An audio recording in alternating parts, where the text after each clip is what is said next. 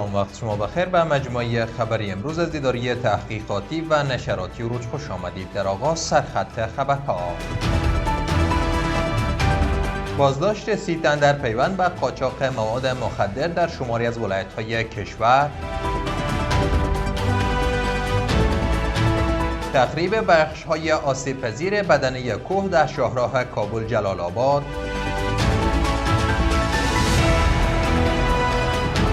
و 738 بار نقص آتش بس در 60 روز گذشته در غزه توسط اسرائیل. امروز چهارشنبه 19 ماه قوس سال 1404 خورشیدی در ادامه مشروع خبرها. وزارت امور داخله با نشر خبرنامه‌ای میگوید که پلیس مبارزه با مواد مخدر این وزارت 30 تن را در پیوند به تولید، قاچاق و فروش مواد مخدر در شماری از ولایت‌های کشور بازداشت کرده است.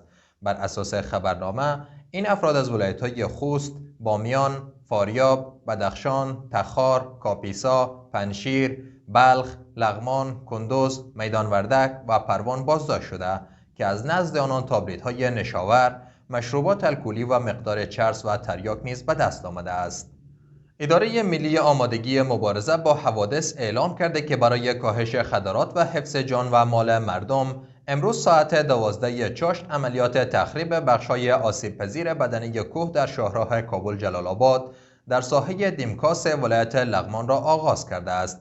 این اداره گفته که به هدف تامین امنیت عابران این مسیر، شاهراه کابل جلال آباد به گونه موقت بر روی رفت آمد مسدود شده و شهروندان می توانند از مسیر بدیل چهارباغ ولسوالی قرقه‌ای رفت آمد کنند. اتاق تجارت و سرمایه‌گذاری هرات اعلام کرده که در 6 ماه نخست سال جاری بیش از 22 تن زعفران به ارزش حدود 30 میلیون و 35 هزار دلار به بازارهای جهانی صادر و این روند همچنان ادامه دارد. اروپا، آمریکا، کشورهای عربی و آسیای شرقی و جنوبی از مقاصد اصلی صادرات زعفران افغانستان یاد شده است. و گفته این نهاد، امسال حاصلات زعفران در ولایت هرات حدود 40 تن برآورد شده است. و در آخر شبکه خبری الجزیره به نقل از دفتر رسانه غزه گزارش داده که رژیم اسرائیل در 60 روز گذشته دست کم 738 بار آتش‌بس غزه که با میانجیگری آمریکا برقرار شده بود را نقض کرده است. بر اساس گزارش، رژیم صهیونیستی در این حملات تاکنون دست کم 377 فلسطینی را به شهادت و 987 تن دیگر را زخمی کرده است.